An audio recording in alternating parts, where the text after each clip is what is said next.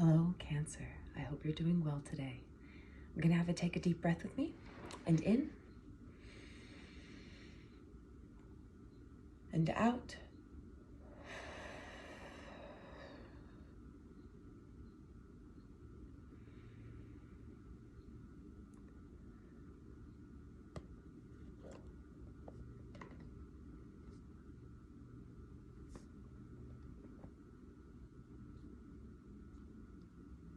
We're gonna take a card from the Rune Oracle deck. I haven't been called to this deck in a while. This was one of my first Oracle decks. First. Something about the word first. This one's already one of them. All right.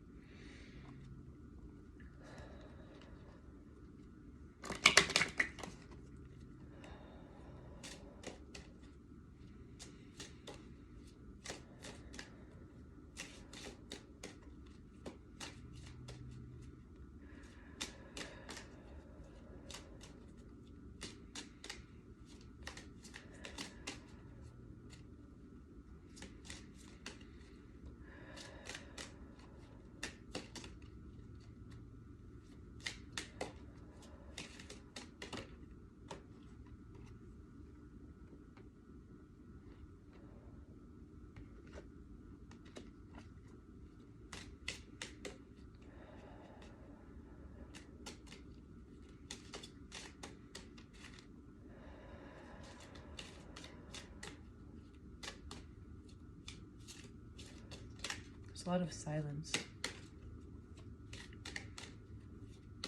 But I did get,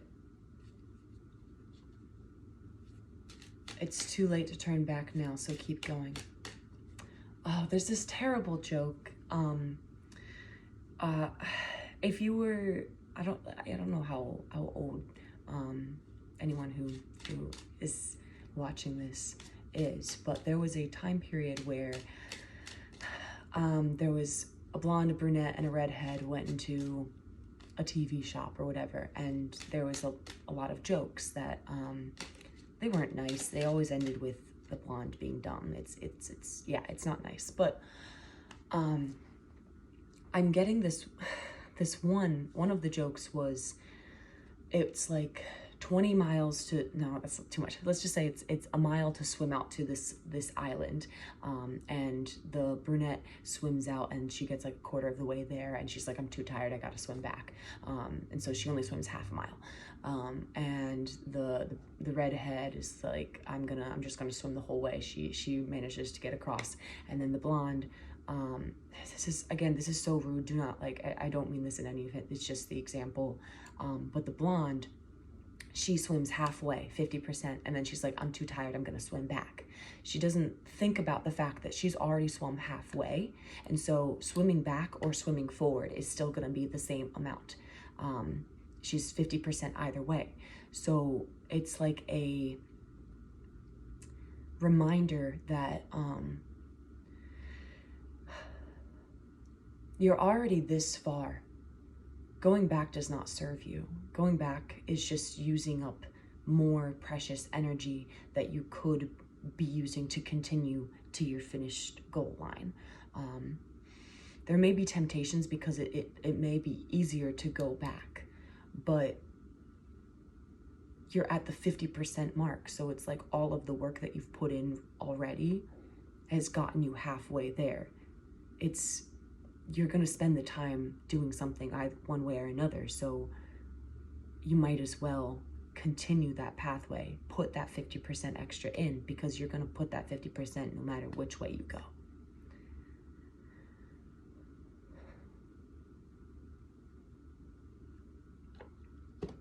And that's why I couldn't find a card other than this one, a vase, because that was the message. That makes sense. A vase. I'm getting this interesting, like, at peace, but also it's stress, but it's like, I I'm feeling confident within the stress. If that makes sense to you, take it. If it resonates, if it doesn't, leave it. Leave it. That word also, leave it. Those phrases. Or something you're leaving. Leave. Evaz, meaning, horse. Keyword, action. This card is associated with action and movement. Image, a winged horse cuts through the sky, while in the foreground a young woman with a sort of third eye stares intently at something and thinks prior to acting. Runic inspiration. To be successful, you have to be very determined. Our potential is great, provided that we know how to value it by following the flow of events with courage, without remaining stationary or intimidated in the face of new challenges that life offers us. Our key task is to find our place in the world. Suggestions for meditation. Do we daydream, or do our dreams embody solid planning? I just got a ringing. This is for someone. Do you have a tendency to flee our problems, taking refuge in a fantasy world? The power of the rune. Evaz enables us to be more pragmatic and organized. It boosts self-esteem and the ability to give body to our own dreams. There's some sort of dream. I'm getting maybe the third eye awoken within you, and you saw, I can see clearly now, the rain is gone. There's like a fog that's been lifted. And it's like action feels that much more obtainable. Action feels that much more at the tip of the tongue. It's right there. Dreams will become reality because the cloud is gone. Dreams will become reality because the energetic tie has always been there. And now you are finally able to manifest what is already energetically in the air to be able to come to your timeline, or for you to be able to travel to that timeline.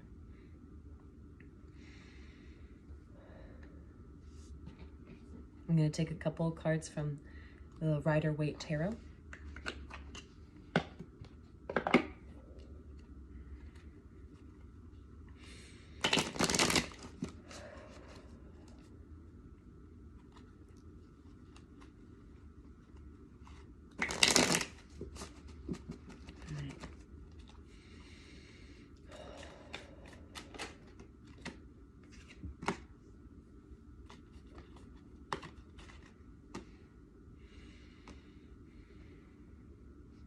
There was a decision that was made at some point that you may have feelings of regrets about. It could just be that you tied yourself to someone or something that is not for your highest good. It could be a toxic relationship, could be taking a job at a toxic environment. It could be, it's just that you had a decision to go one way or another, and you chose the way in which you may have regrets, unfortunately.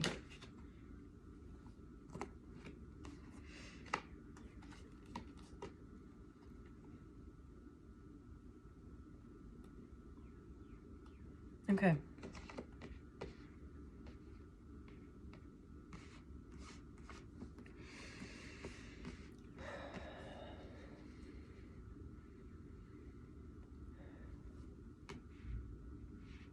You may have been feeling a lot of sadness about these regrets, remorse, looking at what you lost and not what you still have. Even though there is an underlying ray of hope, there's still a coating of sadness, and I'm just getting a lot of regret. It may have been in a situation where you had options. You couldn't see the options clearly. Maybe it was like overwhelming to discern the reality of these options, but they're just so many, and things could have fogged your mind in the deciding process.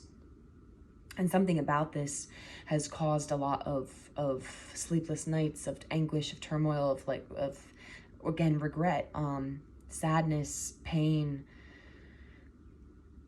But after this sadness and pain, these sleepless nights, there's an energy of winning, an energy of passion coming over you. And I believe it is connected to this rebirth, this moving forward, this realization that something that you have been putting your efforts into is not going anywhere.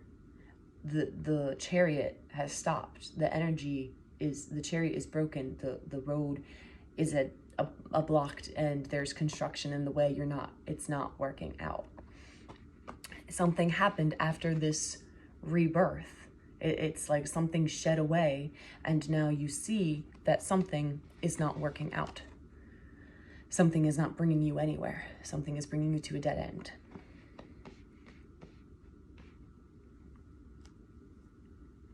And you may feel like you are in a position of temporarily not being able to do much about it.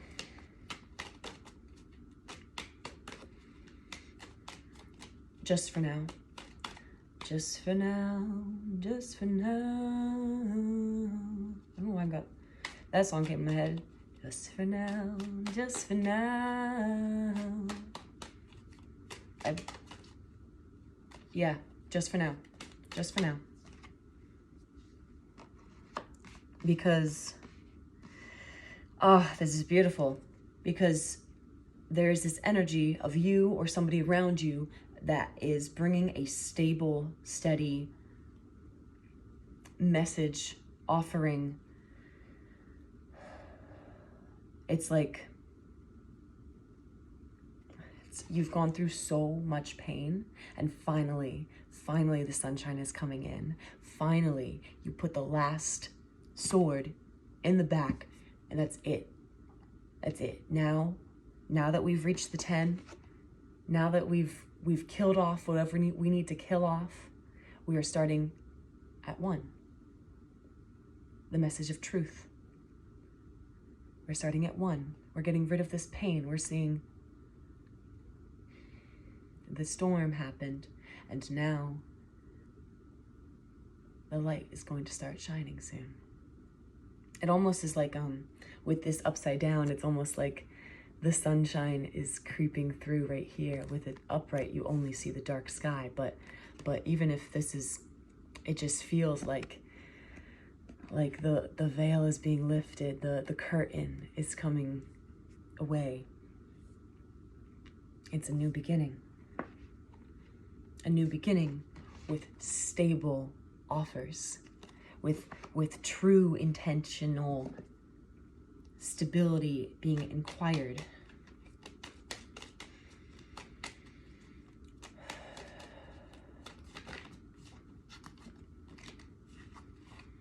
You gotta believe in yourself. You do have the strength. You do have the abilities. Just for now, just for now, just for now, just for now.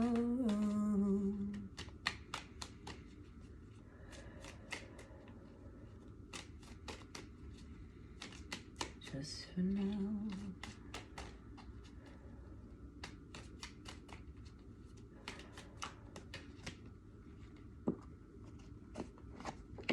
There's an encouragement to not give up working on your self-love, on being independent with self, on loving self first. You cannot give an overflowing cup to anybody else if your cup is not overflowing. You cannot give any sort of cup to anybody else. I mean, you can if you want to, but it's not going to be your best offering if you don't take care of yourself first. And it feels like your best offering will be extremely valued, and your best offering will be valued because it's seen that you took care of yourself first to be able to get here. You said, I regret that I made this decision, and in this state of rest, In this state of confusion, I find moderation, I find balance, and I see the truth that I'm dissatisfied in what I thought would satisfy me emotionally, would bring me emotional fulfillment. But the truth is that the love here was not pure. That the love here is not what I am seeking. The love here is an empty cup, and I wish to have emotional fulfillment. And I see the moderation, the balance,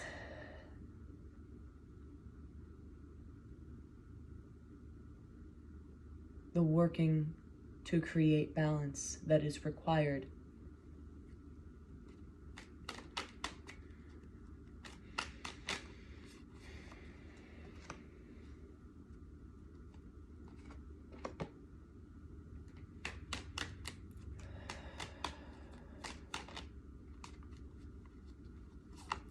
That is, oh, that is so cool. Okay.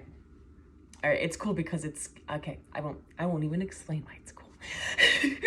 Okay, so you're showing up in this energy of both being able to be an extremely stable, abundant, upstanding,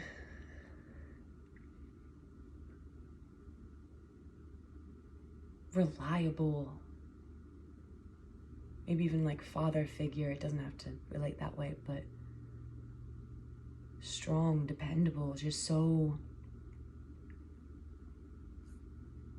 it feels almost like it's the energy you've always desired to exude. And you also have this energy of a charismatic, maybe a bit overbearing, a bit controlling, a bit maybe has some anger, difficulty tendencies, could be charismatic to the point of manipulation, maybe demanding to try and get your way,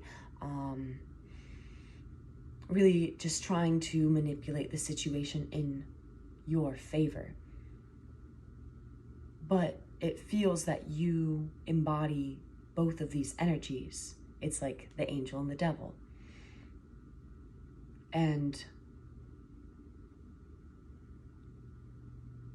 it's like working through your toxic habits, practices. When I was a kid, I still do, but I had a really, really guilty conscience. I couldn't lie to my parents, especially. They would guilt me, I would guilt myself. It was I had a very big guilty conscience. And I had a friend that she could lie pretty easily. And there's this one time that there was a clothes line outside, and we were just playing outside, and she accidentally knocked the clothesline down. She knew that her parents would be extremely mad at her because she knew the habits of her parents. I had different practices of, I would tell my parents because that was, otherwise I would feel guilty. And also my parents wouldn't be mad at me for that. They would be like, okay, well, help me put it back up, or I'll go put it back up. Thank you for telling me. But her parents would get mad at her. So she learned at a young age to lie about little things like that. She learned that accidentally knocking down the clothes hanger accidentally is going to get her in big trouble. And so she had to lie about it so that she wouldn't, in my opinion, unjustly be in trouble, because it didn't deserve a punishment. Yet, these behaviors from her parents taught her how to be this way. I don't know. I don't know how she is nowadays. I haven't seen her in eons since middle school, but this experience stuck with me. So there may be a similar, the way that you grew up, or the people around you and how their reactions were based off of what you may have done, it can bring out an aspect of needing to control things within you. It can bring out these ways of surviving that may not be the healthiest for you or for people around you, but that's how life trained you. That's how life taught you. That's not something that you can really control. You can work through it once you've identified it. You can learn to want to change. You can learn to go about things differently. Like I used to put passive aggressive notes on things like, do not put laundry in the sink it was just a sink that I didn't want laundry to put in. Do not put this on this counter. This belongs in here. We have to wash the dishes before. But I never vocalized those. I passive aggressively wrote them on pieces of paper until the person that I was living with said, hey, I would really appreciate if you could just talk to me about this instead of passive aggressively being like this. And that's something that I identified through them and was able to choose to try and go about things differently. So yeah, long spiel about in 2020, 21, 21 was on the clock right there. But basically saying that you have the ability to be this beautiful King of Pentacles because this is within you. This is you. This is also you. It doesn't always have to be you. We can work through the things. We can. That's why life is all about healing and growing, because we don't have to stay in the reverse position. The reverse position teaches us and tells us about ourselves and about how our life goes, but it is not us. Like, it's an aspect of us. This is you. Someone that is worthy of abundance, someone that deserves good things, someone that deserves stability, someone that deserves good things. This is how the world taught you to be. And you are able to choose, who do you want to be?